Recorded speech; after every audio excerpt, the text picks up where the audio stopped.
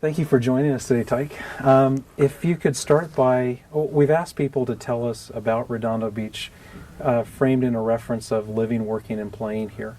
So if you could start by telling us when you were born, where you were born, and when you first came to Redondo Beach, and tell us as much as you can about the city. Okay, my pleasure to be here. Well, I was born December 22nd, 1938 in Watts, 92nd in Vermont. And my full name was Tike Karavas, which is Dad named me after the King of Greece. And I got a lot of teasing when I was a kid, so I came up with the nickname of Tike, and that's what I live with today, so it's Tike Karavas. And we moved to Redondo Beach at first in 1943 to 408 Agate Street, and the house is still there. And we were there because my mother's family came to America in the early 1900s, and they were flower growers. And my father came to America in the 20s. He was in the Merchant Marine, 17 years old. He ran away from home in Greece and jumped ship in Portland, Oregon, ended up in Los Angeles. And there was a fellow in Manhattan, a Greek family, that knew my mother's family, and he knew my father. He got them together. So in 1936, my father sat at a dinner table with my mom's family, and they interviewed him, and that's how they got married. Never dated or anything like that.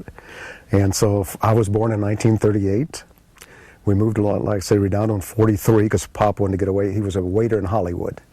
In fact, here's something very humorous. He worked at the Players Club at that time, and to the day he passed away, he didn't like Judy Garland or James Cagney because they weren't tippers.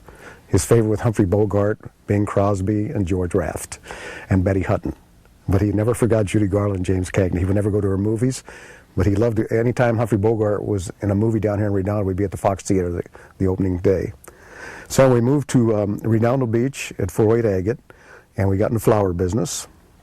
And to this day, I do not like Memorial Day. I love Labor Day because I knew I'd be out of the fields back in school because we put a lot of time in those flower fields till I was 18. But basically, in 1946, we were growing flowers at Aviation High School this day, the Performing Arts Center. And Dad told Mom he's going out to buy some Cokes with my little brother. He snuck out to Hollywood Park. He won $1,200. He bought a house at 213 Avenue A for $5,400 in 1940. That's where I got to grow up. I was blessed to grow up in South Redondo. In fact, coincidentally, the person he bought the house from was Walter Brubaker, who was a science teacher at Redondo High, who later on in life was my teacher, and we had a few laughs about that, how my dad got the house and everything. And then basically, I worked out in the fields. So I was 18. I lived and died with sports. And I'd love to mention this one name here because he's my favorite person in the world, Bob Kelly. Most people don't know who he is today, but he was the announcer that came with the Cleveland Rams to Los Angeles, the LA Rams. And every night at 6 o'clock, he had the parade of sports, and he was the announcer of the LA Angels. Whoever he loved, I loved. Old Kel was his name. And to this day, like I say, he's my biggest hero because I was out in the fields, and I had to get something.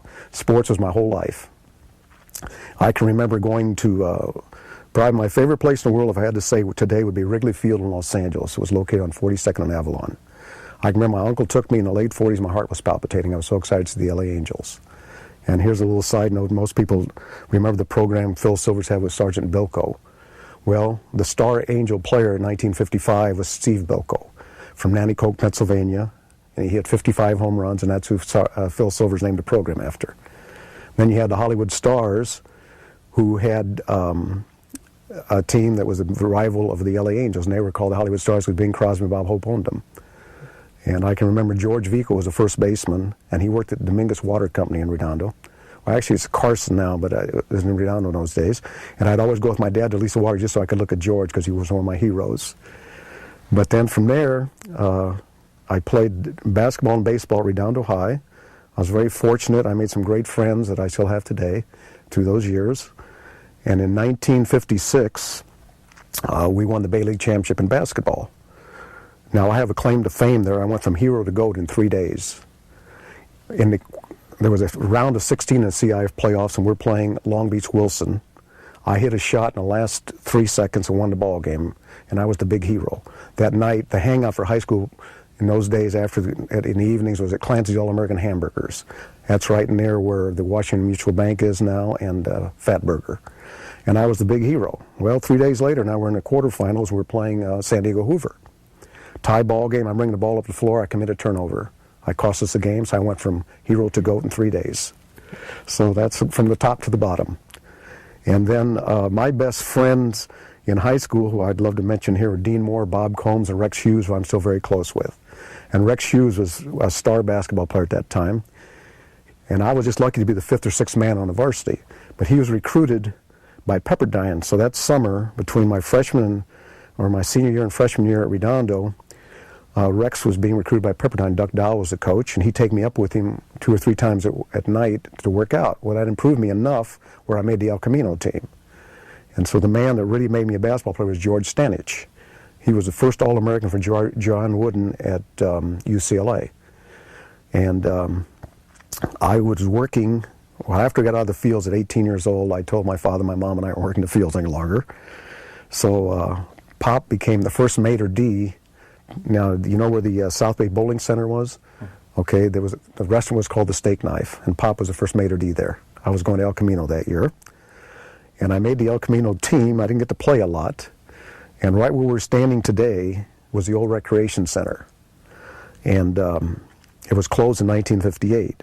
But I had a special class at El Camino that I had to volunteer to work with kids. So I refereed, we had flag football out here every Saturday and Sunday, and I was a referee. So in those days it was like South School, Burrell, Toledo, whatever schools, and they had a flag football team. Well, my 8th grade teacher was Jack Weber at Central School, which is now the Seasons Retirement Community on Pacific Coast Highway. But he was working there as a second job. He asked me if I'd be interested in going to work there because he didn't want to do the job anymore. He wanted to just settle for one job. So I said, oh, I'd love to. So I had the keys to the gym, and I was diagnosed with obsessive-compulsive disorder later in life. I'd be in this gym every day shooting baskets. Of course, I didn't go to school, but I wasn't smart enough to withdraw, so I got Fs. So I was ineligible my second year at El Camino, but I became a good basketball player because of the time I put in. So then my third year, I had an outstanding year, and I was offered scholarships to Pepperdine, San Diego State, Long Beach State, but my grades were so poor that I couldn't get in, so I went to Pasadena Nazarene for a year. And then, but I stayed with the rec department all that time, and I got to know, probably the best basketball player to come out of this area is Paul Westphal. He was playing for Lincoln School at the time. I was coaching Burrell's 6th graders. They beat us 22-21. He got 16. So when I ever see him, I still tease him about that. And then he went to aviation. He was an All-American at USC and All-Pro at Phoenix. And then like Rex Hughes, that friend of mine I was telling you about that made me a ball player, take me there, he later on coached in the NBA. And he played at Baylor and at Pepperdine. And the biggest thing, though, was just the idea of growing up here in the 40s and 50s. I can't really explain it.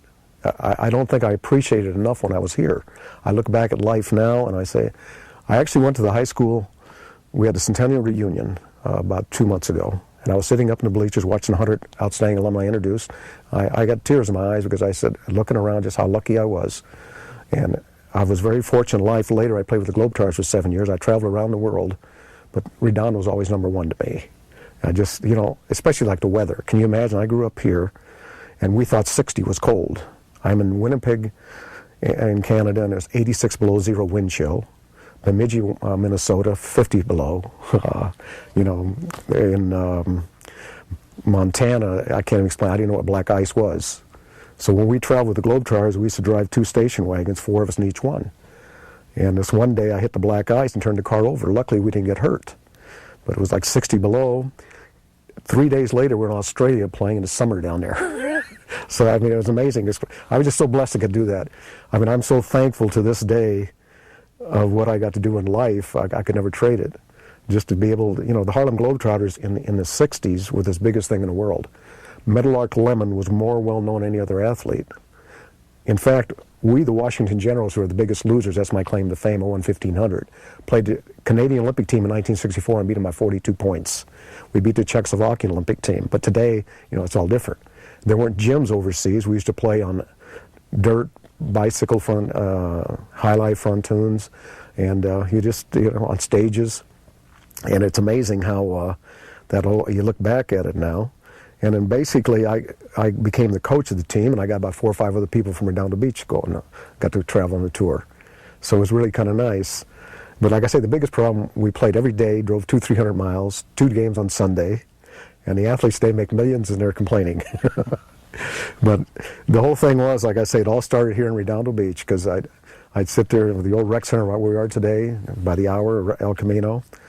And then when I was 18 years old when the first team I coached in the 8th grade here at Redondo, Pier Avenue Junior High in Hermosa used to have a county tournament, and we won it. And I was only 18 years old. I was pretty excited about that. So coaching was something I really loved to do. And I would coach, like for instance, Mayor Bill Zuleger, his daughter Marianne played for me when she was in the 8th grade, softball right out here. And, you know, it just goes on and on, like, oh, there's 2 male men now that I see, you know, I call them kids, but they're in their 50s now, Larry Gray, Craig Miller, they played for me, and Rick Shaw. And it was just an amazing experience.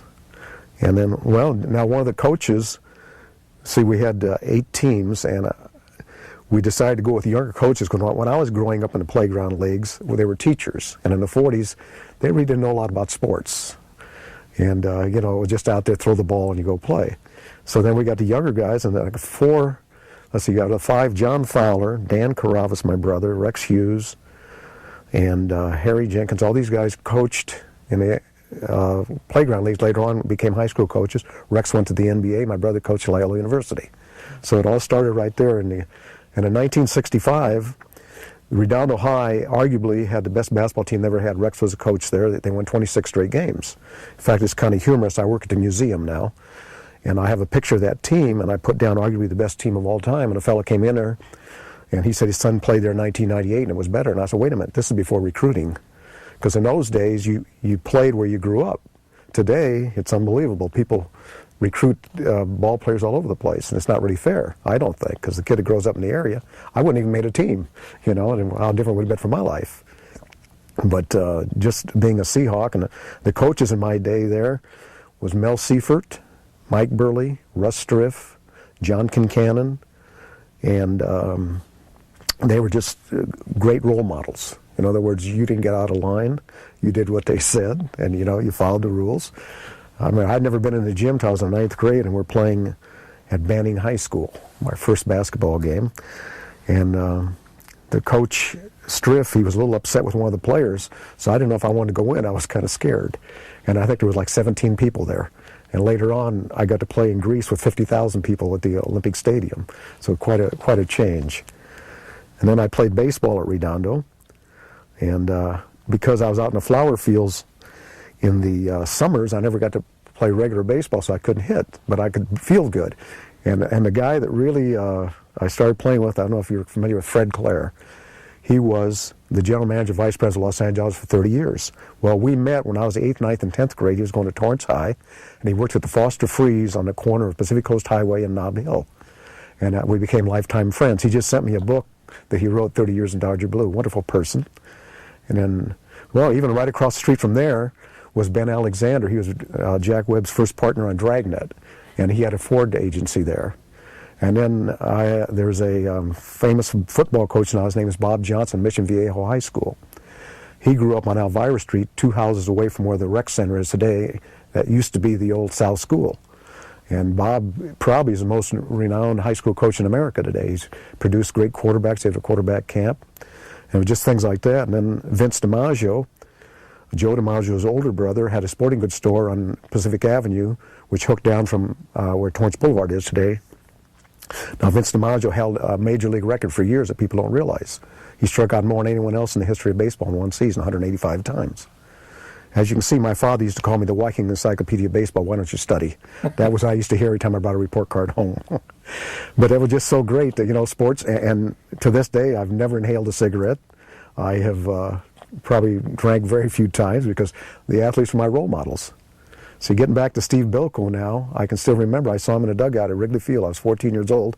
He was smoking. I cried. I said, how can my hero smoke? Things have changed a bit. And then there was the LA Rams that, you know, in 1951, they won a world championship. They had I love the name Crazy Legs Hirsch. They all had nicknames that Bob Kelly gave them. Deacon Dan Towler, Tank Younger. But like, as you can see, sports were just such a big part of my life. And then from there, I stayed in the rec center. They closed the gym down here. So I can still remember when I was my second year at El Camino, I wanted to play on the weekends. The nearest place I could find a place to play was Venice High School. Can you imagine today there's people playing all over the place, but I had to drive to Venice High School every weekend, and that's where I'd play on the weekends. In fact, there's a funny story. I remember my first year at El Camino, I was only 17 years old, and we had 4 guys out of the service who were in their early 20s. They were big, mature guys. I was just lucky to make the team. 85 guys, and he kept 18. I was probably the 18th one. Well, as the time wore on, we were undefeated in the first round. In fact, we beat Harbor JC, who was a defending state champion at El Camino. A big fight broke out because we had these servicemen. I stayed on the bench. I didn't even part of these guys, right? So now what happens is we're undefeated. We go to the last game of the first round at Long Beach City College. Well, I never got to play, so I'd be at the rec center here all day playing. Well, that night, 2 guys got thrown out for fighting. 3 guys fouled out. I got to go in the game, double overtime. I'm exhausted from playing all day, so I didn't do a very good job. But now getting back to the Harbor thing, what's funny is Harbor JC in those days didn't have a gymnasium. They played at the YMCA. Now, we've only got 7 guys left on the team because all our service guys flunked out. So now we go down to Harbor JC, and there's a bitter rivalry now because of the fight that happened at the game at El Camino. So we're with these longshoremen are giving us all kinds of junk as we're walking around and everything, and so we got beat by 30. It was the happiest loss of my life because I don't think we got out of there alive. But that was just so much. And now El Camino is another story I love to tell people at the museum. People don't realize that was a Japanese concentration camp in World War II. And when the war was over, that's when it became a school. And I can still remember Norm Very was the first football coach there, and I had a health class in one of the barracks with him. But that's how different that part is. So now I'm still involved in the rec department, and I'm coaching Pony League baseball, and this fellow Pete Brower, he was a catcher in Redondo. He's 2 years younger than I. In high school, when I was going to Redondo High and playing baseball, and he had a basketball team out in Bell Gardens at Ford Park. But they weren't really basketball players, these guys. They were getting killed, so he kept asking me to go play, and I knew I didn't want these guys. I'd reached my peak at that time. I was pretty good. I said, well, let me bring my brother and a couple friends. Okay, he said. So we go out there, and as luck had it, I scored 43 that night. And, after the game, this fella came up to me that we played against, and he said to me, I coached the opposing team against the Harlem Globetrotters. Would you be interested? And my heart started palpitating. I was like, are you kidding? So anyway, Art Kim was the owner of the team. I was aware of him because he owned the Hawaii Chiefs and the All-American Basketball Association.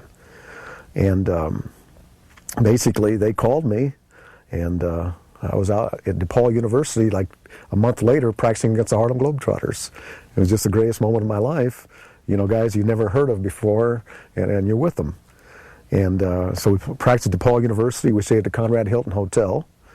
Now, of course, that was the first time. After that, we didn't get to stay at the Conrad Hilton, but they wanted to impress us at the first visit. We stayed at the Atlantic Hotel in Clark and Van Buren, which was built by Al Capone for the old Mafia days.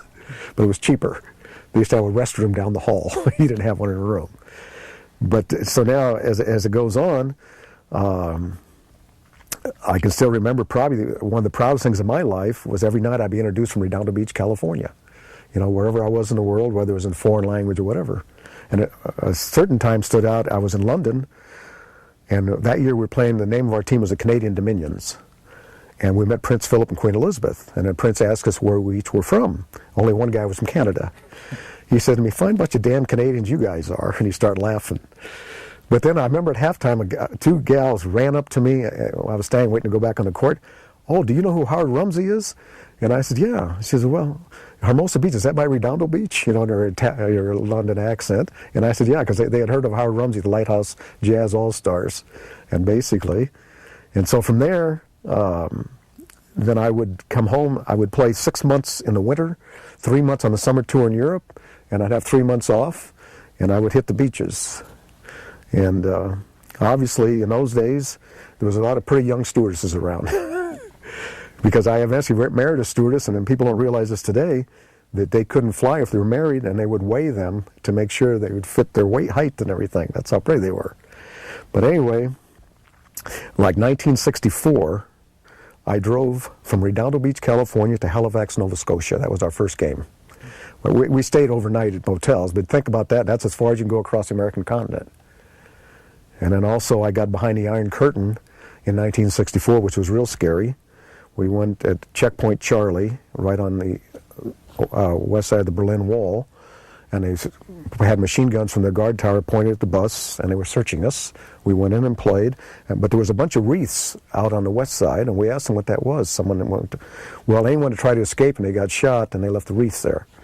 And the way they kept the guards to stay there, they took the families hostage that day while the guard was working. If the guard tried to escape, they would kill the family. So, like I say, a lot of people don't understand it, but I've never complained about taxes since. You know, I was in Beirut, Lebanon, when the UN soldiers were out in the streets, and the Phoenician Hotel, one of the most beautiful hotels I've ever seen, was blown up. We went to Beirut, France, and stayed at the Hotel du Palais. Now, this is really going back in history. Napoleon built that hotel for Josephine as a gift. So we got to stay there. And then I went to Athens.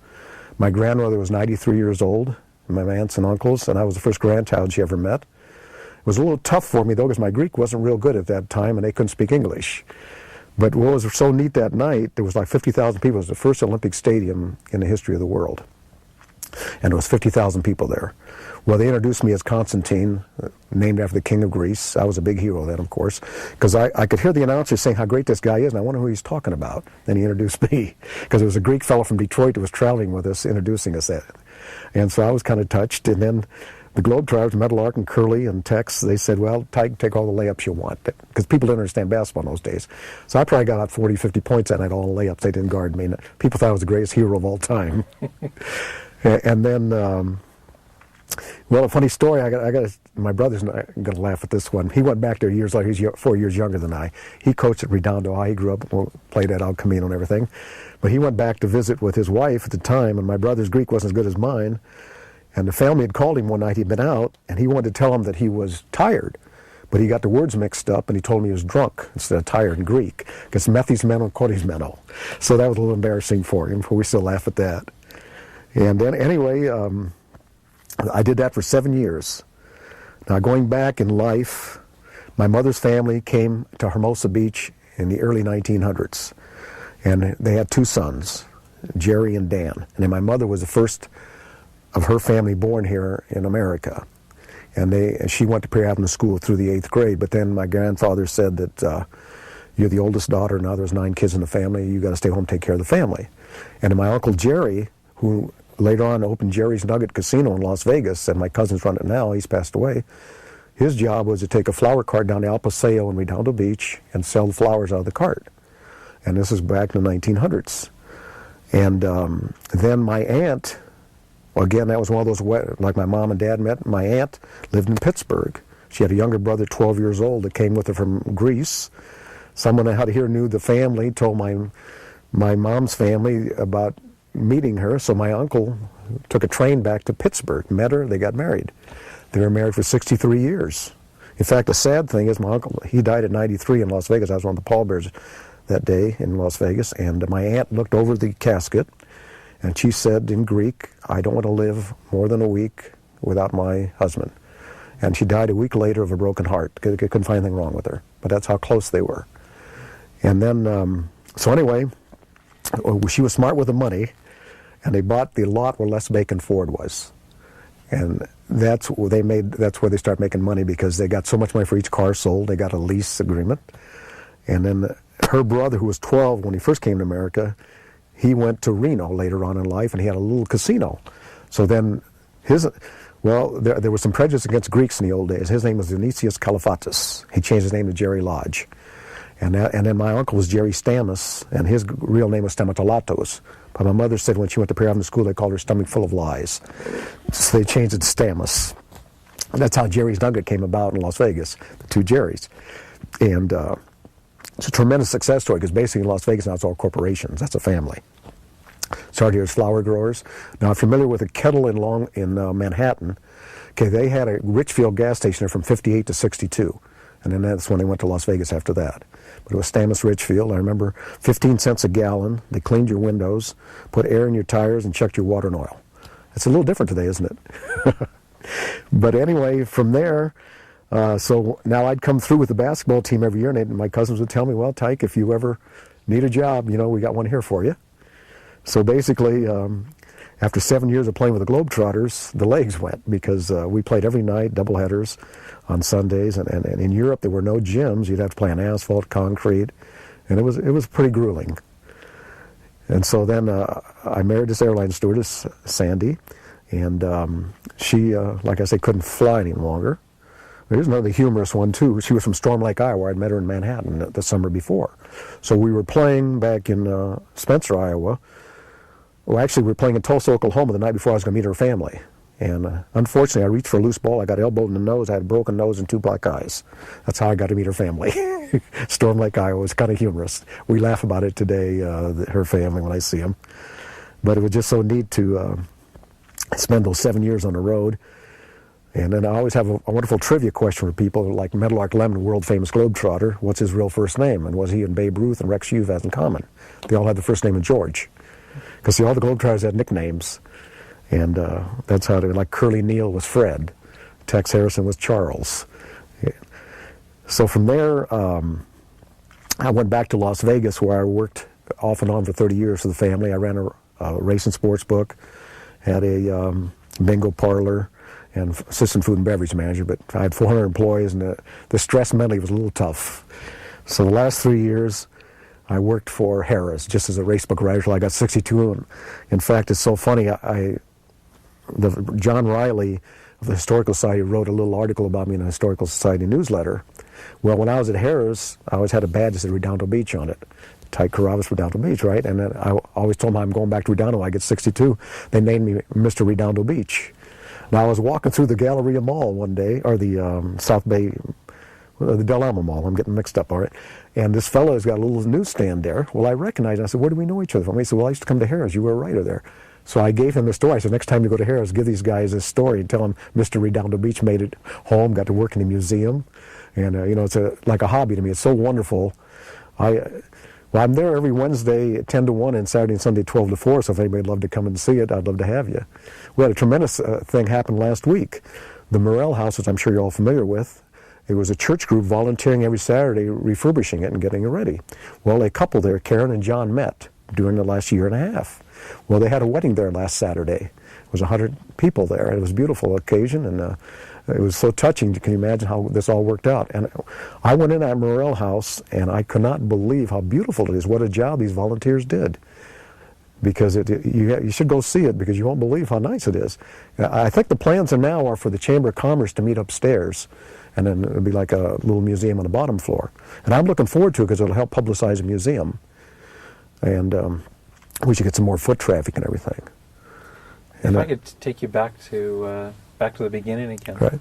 You said that you came here in 1943. Right. And you said something about that you didn't speak English. Can you tell me a little bit about that? Basically, my dad was born in Greece, and he spoke basically Greek. He wanted to learn English. He had a little dictionary he used to carry that had the words in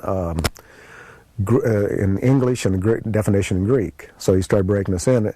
And so as I got to kindergarten, that summer they started teaching me a little English off that little dictionary he had.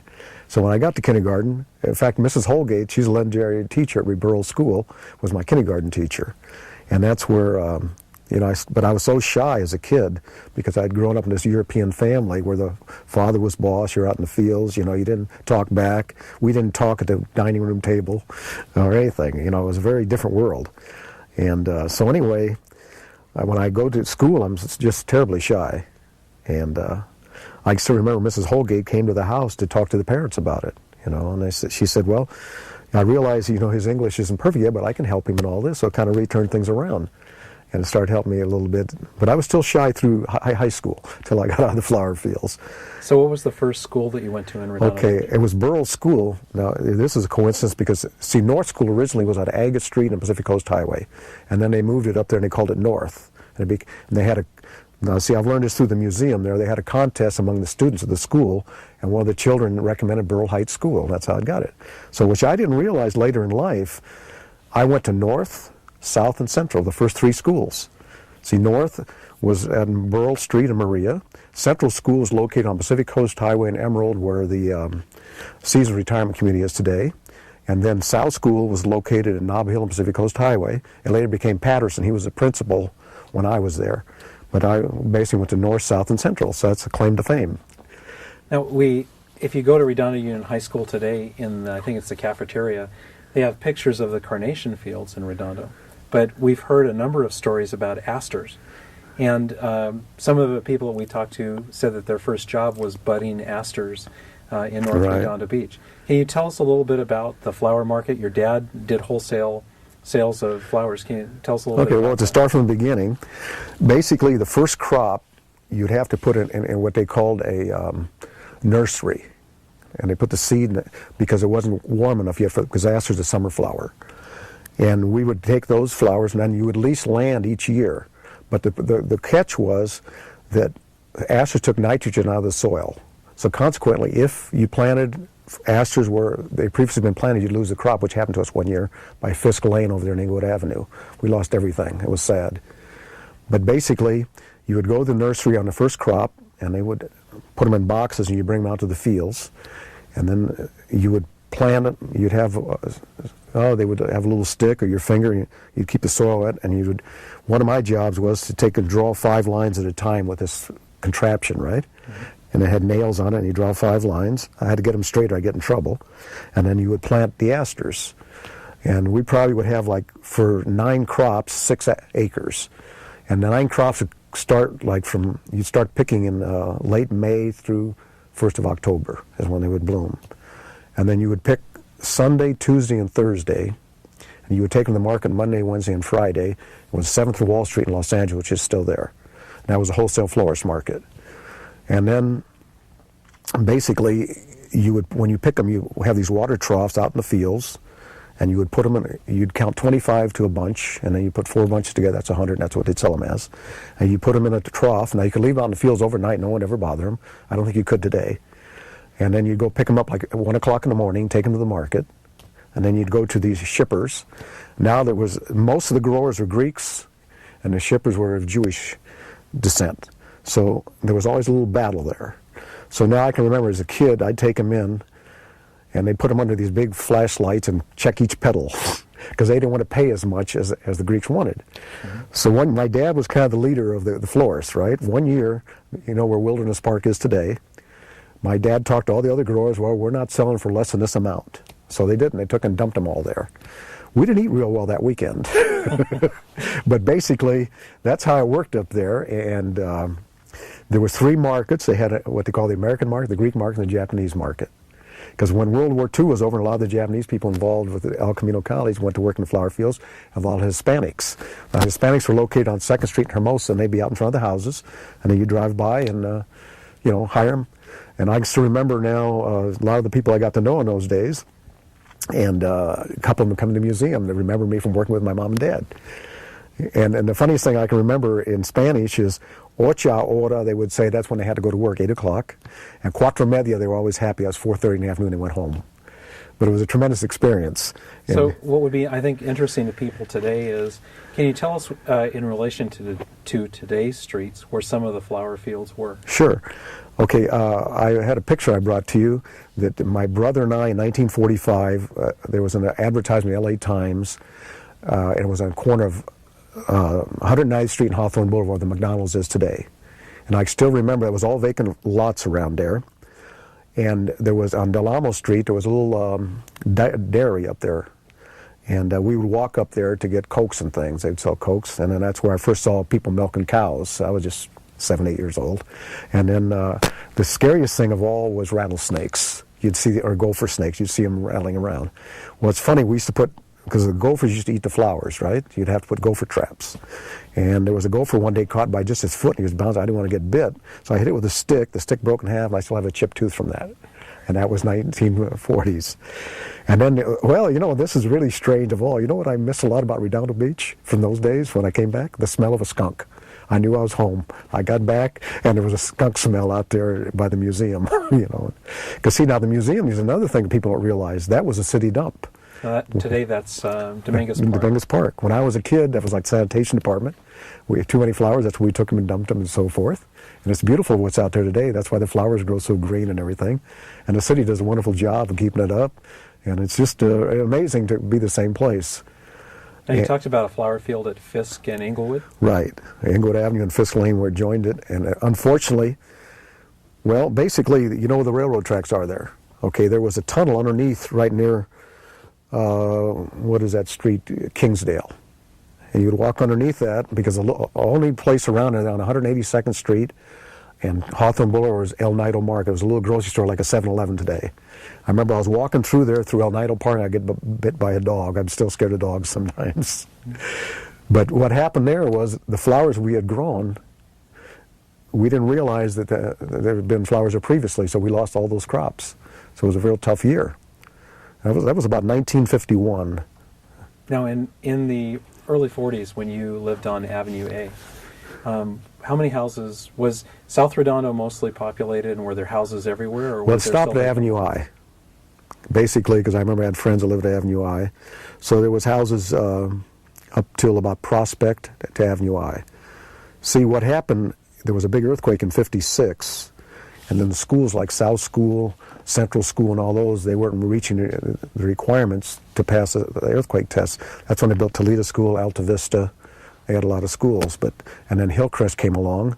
That was the junior high then, and then later on it became Paris, because Nick Paris was the superintendent at one time, and then Central School became McCandless, and then South School became Patterson. Now his name was E.T. Patterson, and I can still remember we used to be scared to death of him. We were little kids, right? And he would point his finger at you, and his famous expression, because as a kid you'd say, well, he did it, and that's why I did it. Well, you mean tell me if he drove off the cliff, you drive off the cliff too? That's what his answer would be. And it was so funny now, years later when I'm in a museum, I was reading little stuff, and I saw where his real name was Ellsworth. Can you imagine if we knew we'd call him Ellsworth, he'd call me Constantine? But that was his name. So now here's how my dad was. My dad, I loved baseball so much that we lived in the second house from South School on Avenue A, and there was a grass area between the school and where we lived, and it was part of the school. But they didn't want you to go play there because there were sprinklers there and they're afraid you'd get hurt, so they put a fence around it. Well, we'd climb over our back fences on weekends, and I'd meet my friends. We'd play tackle football there, fourth, fifth, sixth graders. But then there was an ivy type of wall there, and it reminded me of Wrigley Field in Los Angeles, which was my favorite. So I would go stand in front of the ivy and have my brother throw the ball. He's only 5 or 6 years old, and I'd jump up and catch it. I'd pretend like I was he threw it through the principal's window. So we went home and told the folks, so who'd they call? Mr. Patterson. Told him what happened. They paid for the window, and then I remember my dad saying, well, in the future, if Tike does anything wrong, you take care of him and let me know, and I'll take care of him. So that's why I didn't get in any trouble. But like I say, it was a great life. I could never trade any part of it. But as I look back at it now, I can laugh. But you can imagine in those days, you didn't want to get in any trouble. So the first school you went to was north. Now, that was actually Beryl. Well, you said at first it was at Agate and Pacific Coast Right, Highway. across the street over like where the Albertsons Market is today, in that area. So it was on the west side of the street. Right. And they moved it up and it became Beryl Heights. Right. Now, you went there first? Yeah, I was there. We came here in 1943, and I was there kindergarten, first and second grade. And then my dad won that horse race bet I was telling you about, and we bought the house in Avenue A. So we went there. I was in school at South School from the third grade through the seventh, and then Central in the eighth grade, and then Redondo High the 4 years in El Camino. So I'm really a local. So you talked, one of the interesting things is that your family has had some contact with betting through the years. Oh, definitely. And with gaming. And you told us a little bit about your knowledge of the wrecks. What can you tell us about the wrecks? Well, going back to the wrecks now, basically, the guys that were in charge were Bugsy Siegel was a silent partner, Tony Canero was in charge of it, and George Raft, the movie actor, was involved also as a silent partner. And it was a ship that had to stay 3 miles off the shore of Redondo legally. And on it, there was 300 slot machines and 500 room bingo room, roulette table, 21 table, and so forth. It was a regular casino. They had water taxis going on, but from what I've learned at the museum now, because we have a light there, that shows whenever the police were around, they had this light in the backyard of the Esplanade, and they turned the light on to warn him when the police were around, because I guess he still wanted to sneak in and pick people up. So that's the light. Now, we have that light in the museum. And Tony Canero now, he's famous for building the Stardust in Las Vegas, because Bugsy Siegel built the Flamingo. That was the first big one, then the Stardust. And then basically it was mafia ties, and they both didn't make it too long. Now, did you ever hear anything about the Tango? We've heard stories that there were 2 ships out that actually had betting, and the second one was the Tango. Yeah, well, the only thing I know about that was there in the early 40s, and then when the governor of California disallowed gambling completely, then that got torn away. But I really don't have a lot of history on that like I do of the wrecks. Now, as a child growing up in Redondo Beach, did you ever read the paper and read things about these things that happened there during the 40s, or was that something that you just didn't pay attention to as a young kid? As a young kid, sports were my life. The Daily Breeze, and his name was Hammering Henry Burke, sports editor. And he's still alive and doing a great job, and he was with the 100-year reunion. He put some collage. But I would pick up the sports page and read all about, I love the LA Angels and the Pacific Coast League, Redondo High School, of course. Well, today, USC is a dominant football team, and everybody's a USC fan, right? I became a USC fan because right after World War II, Harold Hatfield, who played at Redondo High, went to World War II. He came out. He's playing for USC, and I put Redondo and USC together. I was 9 years old, and from that time on, I've been a diehard USC fan. And it's amazing, though, as time goes by, how the Redondo connection is always there somewhere. Well, there's always, that's something we've heard, is a strong connection between Los Angeles and Redondo with the red car. That so many people, their first experience with Redondo was coming here. You talked about the sports, going to see sports in Los Angeles, taking the flowers to Los Angeles. What do you remember about the trips of, the trip of going from Redondo to Los Angeles, both by car and by red car? Can you tell us a little bit? Well, basically, we had a pickup truck, because you would put the flowers in the back of the truck, and there were no freeways in those days. You'd go down Figueroa, Vermont to 7th Street. How would you get to Figueroa from Redondo? Well, basically, Artesia Boulevard, and then take a left on Figueroa and go to LA. And now, a lot of people tell us that there weren't any roads in North Redondo Beach other than macadamized roads where they put oil on the dirt. You lived in South Redondo. How did you get up to, if you could tell us the whole route? Because I think well, basically, again, you would go down Pacific Coast Highway and take a right on Artesia Boulevard, now like where Maricosta High School is now, and that's when we go out to North Redondo. And Prospect used to go through. Well, see, like 190th, we had flowers one year at 190th and Ringe. And 190th was a dirt road then from Burl Street till it became a neat up on top of the hill. But it was a dirt road, and that's where we grew flowers. In fact, Uncle Jerry had flowers right across the street. And then when we, and like I said, Aviation High School, where Dad won that bet, but that was just isolated out there, Manhattan Beach Boulevard. It's amazing how, when you look at the streets, well, even then, now I was checking something out the other day. If you look at the Spanish names of the streets now, Dominguez, when he took over the city, he named it after nieces and daughters and family members. But what I didn't realize, I looked one day, they're alphabetical. If you look, Anita, Bonita, it goes on, who's this, the C now? And Catalina. Catalina, right. And it goes on, Francisca, Juanita, but it's all alphabetical. And then the other direction, the streets are alphabetically by the gems. And that's something that, as a kid, you grow up and you don't even think about it. Now, you were involved in the flower farms. We've heard stories, and you told us a little bit about a dairy. What can you tell us about ranching and farms that when you were growing up around Redondo Beach and what you had to walk through to get someplace? Well, like I said, it was scary because there were a lot of rattlesnakes and gopher snakes, and you got to be careful of the skunks. Well, a little on the history of this area. We were growing flowers one summer, had to be late 40s, where South High School's in Torrance above on the hill up there, Calumet, and so few cars were going by on Pacific Coast Highway. My brother and I'd have a contest to count which most cars going in which direction. Could you imagine doing that today? But and then we had flowers, the early crop, normally we went to Orange County because it was warmer, like in Cypress and Azusa. And then the later crops would be in Redondo. And then, now you're talking about disc budding. Basically how the flower worked, and we planted it in the field. It was called transplanting. It was about this big, the plant. Then you'd water it. And then basically, when it get to a certain area, then you have to disc bud it that you were referring to. And you'd hire people for that, and then you would pick them. And they were called firsts and seconds. If the middle of the flower was open, it was a yellow center, that was a second. So they didn't sell as good as the first. You had to get them because they were shipped around. So then you'd take the firsts and you'd sell them to the wholesalers, and the seconds, you would have a little stand in the market there, and the florists from the areas would come and buy those. And they were sold cheaper. And then, flower business was an all year round thing, but basically we just had the summer flower. Because my grandparents had flowers all year round. And then, I can always remember an amazing story about my grandmother and my grandfather.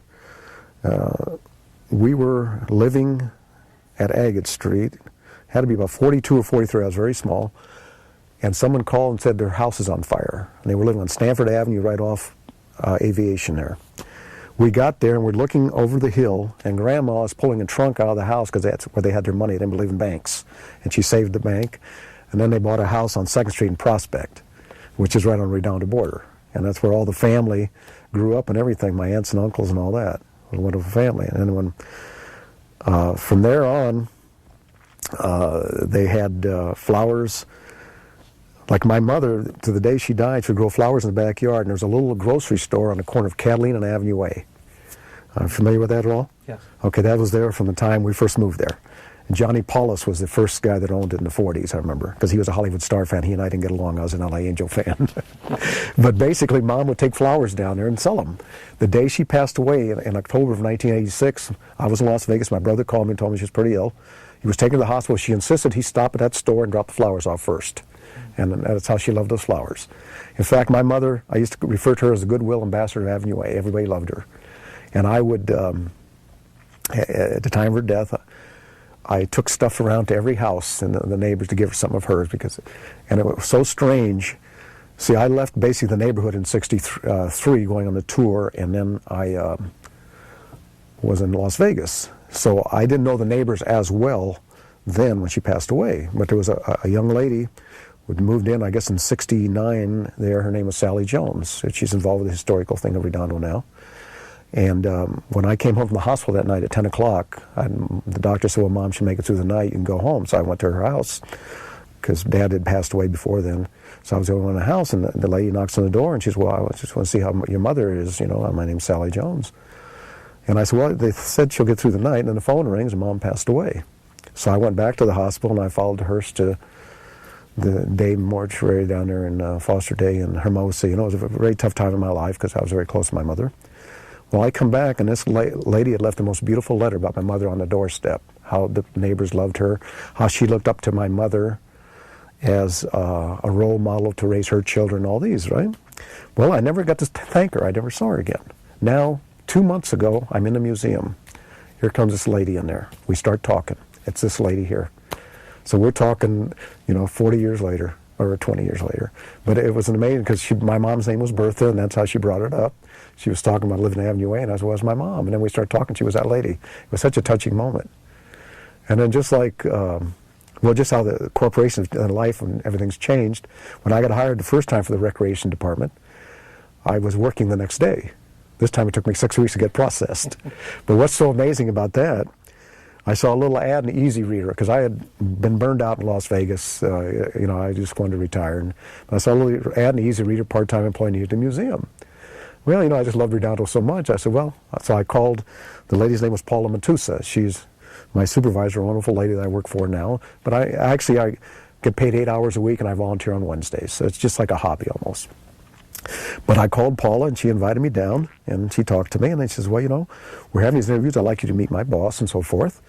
So then they had set these interviews up, and 4 people interviewed you.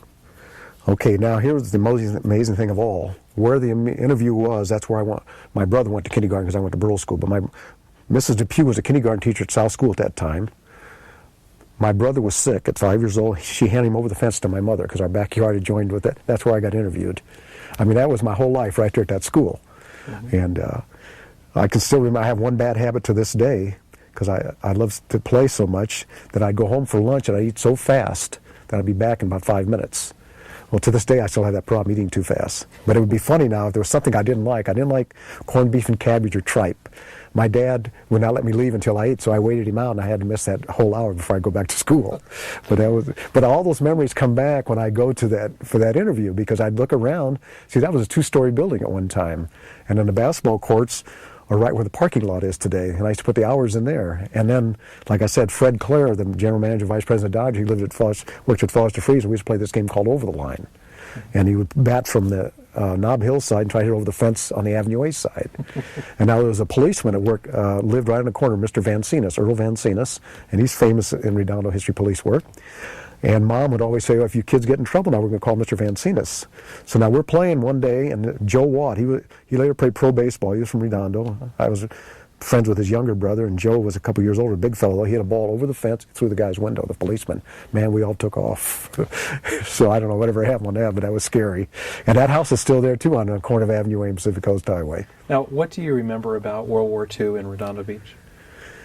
Well, you know, it's amazing, because I was born in December of '38, and I really didn't understand a lot. You know, it was a little scary for me, but then I saw From Here to Eternity at the Fox Movie Theater.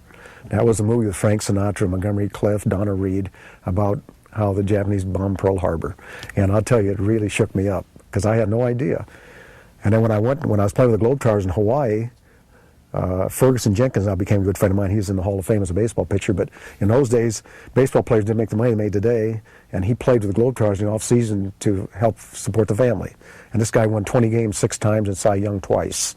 And today, these guys make millions, and Fergie had to work in the off-season. But he and his wife and my fiancée, we went out to Pearl Harbor, got on the USS Arizona, and I still have chills thinking about it, what it had to be like. Mm-hmm. But like I said, at that time, I was so young that I didn't really understand, you know, how scary it was. Now, and you gave us a copy of an article about 1947 when you were 9 years old, where you got into a little bit of trouble in a sump. Can you tell us about that and where the sump was? Well, the sump, what it was, they had oil derricks in those days, and when they'd pull them up, it was like a tar pit left there. And where were these oil derricks? This one was located right by Del Amo, a shopping center. But there was many of them around. So anyway, my brother and I were out playing. And we wandered away from the fields, and basically, actually, we had stayed. Dad left us with some friends of his that had some flower fields, and we just wandered around a little bit. Well, we walked through this derrick. I look back, my brother's stuck, so I go back to try and get him. I get stuck, and it's like, well, saltwater taffy. You know how you pull, and the more you pull, well, we start hollering, and somebody heard us. Fortunately, he called the police, and he came in to rescue us, and he got stuck. And my brother actually was up to his neck. And this is in, it's like quicksand, but it's made out of oil. Well, luckily it's slower than quicksand. Quicksand would have been gone, you know. But it was, like I say, saltwater taffy. Where you know how you pull. So it was congealed oil. Right. It was just like a tar pits, basically. And then the more we pulled, the further we'd go down. And luckily, though, what they did, they put planks out there and they rescued us. And it was a very humbling moment in life. But, you know, you just took things for granted at that time. It was scary, but like I said, it was a big story in the Daily Breeze. I tease people all the time now, if my dad believed in suing, we'd probably be multimillionaires retired. Because can you imagine what a trap that was in those days? You had no idea. And see, in those days, there weren't any streets out there or anything. You know, you might go from, what is that, Hawthorne Boulevard, clear out to Crenshaw, and it's just fields. So we'd wander around. So you were actually out there with your father in the flower fields? Well, actually, it was a friend of my father's, Tony Latos was his name. Dad and Mom had a doctor appointment. I know they had to go somewhere. I can't remember where it was now. So we stayed with them there. We were just fooling around, playing around, you know. Mm-hmm. You know, no one thought that was going to happen to us. Now, you talked a little bit about a restaurant that was down where the Washington Mutual Bank is at Avenue H and Pacific Coast Highway. What was the name of that? Okay, well, basically, that was our high school hangout called Clancy's All-American Hamburgers, 15-cent hamburgers. And then right next to that, where the Fat Burgers today, was a place called Coffee Dan's. That was, in high school, that was your date place. So those are the two places we ate at. And Clancy's, like I said, was most famous at that time. You know, now you don't get the 15-cent hamburgers. One other thing, talking about the red car, too, that was something I was going to bring up to you. Do you know where the Redondo High School baseball field is? It's a beautiful field today. When I played, there was weeds out there and everything. I still remember one time we were playing Maricosta, and a guy hit a ball, and I lost in the weeds. He got a home run, house center field. But anyway, getting back to that, there was a bridge right above on Prospect, and the train, the red car, would come through that right underneath there. But also what that bridge was famous for, if there was discrepancies in school or something, you had fights, you met under the bridge. See, today that's a little different. They shoot each other and everything. But that was it in those days. And the guys would go out there, and that's where they'd meet under the bridge. And then see, like the red car, that was actually Del Amo, where it's Del Amo now would hook into Diamond and go down to the deal. And then another thing that I remember about Redondo when I was growing up there was wrestling was a legitimate sport. But they weren't making any money. So they went to show business. And let's see, it was Thursday night at the Redondo Barn, Saturday night at the Olympic Auditorium, and one of the other days at Hollywood Legion Stadium. Well, the first big name was a mailman in Hawthorne. His name was Gorgeous George. And he had a big wig, blonde wig, and his wife would come in and spray the ring for germs before he'd come in, and, you know, people would boo him. And I can still remember it was Argentina Roca. He was a barefooted wrestler with a drop kick. And then there was Lord James Blears. In fact, the funny story with Lord James Blears, he was from England. 20 years later, when I'm in Hawaii with the Globetrotters, I'm walking along the beach, I recognize him sitting there. So I started a conversation with him. I said, you know, we had a great conversation, because I told him I used to watch him wrestle. He told me I had the show business. And then my dad's favorite were the Crying Greeks from Cripple Creek, the Zaharias brothers. Their brother-in-law, or actually their brother was married to Babe Didrikson Zaharias, a famous athlete. But it was such a tremendous show, and we'd watch it all the time. And the scary thing is, we'd sit and Dad would always want to get the front row seats. Well, they threw each other out of the ring in those days. It was a little scary. Now, can you tell us a little bit about the Redondo barn, of what that was? Because I think it was actually... It was called the arena at one time, and then they called it the barn. Can you tell us where it was, what it looked like? And I think it had something to do with previously known as the Mandarin Ballroom. Right. And there was a it was a dance studio, skating rink. The roller derby was there. And they had a boxing arena also. Well, in fact, in the early 50s, there was the Escobar brothers from Redondo Beach, Andy and Alfredo, and the Golden Gloves was a big thing in amateur boxing. They both won championships. They were brothers at the barn. Now, can you tell us about the barn, where it was in relation to streets today and the pier? Well, okay, now, where Torrance Boulevard comes, it hooked into Pacific Avenue, and El Paseo was just past that. So to take El Paseo, you'd have to say where the King Harbor is today. That was a street. And where Captain Kidd's restaurant is, that was a Fox movie theater. And the amusement park ran from there to the pier, along El Paseo. And like the Plunge was off of Diamond Street, and then the Mandarin Ballroom was a little south of that. And then you had another place, when I was a kid, the bowling alley was 12 lanes. It was called the Redondo Palace. And I never thought about that. And I was reading the museum one day. It was a dance studio before. That's why it was called the Palace. It had 12 lanes. In those days, they didn't have automatic pin setters. And the guys would set the pins, and if you didn't bowl well, you always blamed them. If you bowled well, then everything was okay. But they had leagues and everything, and there was just so much going on down there. Well, they had what we called the Penny Arcade and we played hooky till we got caught in the 8th grade in Central School, going down the Penny Arcade in the 8th period, right? And we got caught down there. And then there was a complete amusement park. The Plunge now, that statue of George Freeth down there. There was the largest one in the world, 2,000 people get inside. Plus, I read where there's 1,320 individual dressing rooms. That's amazing.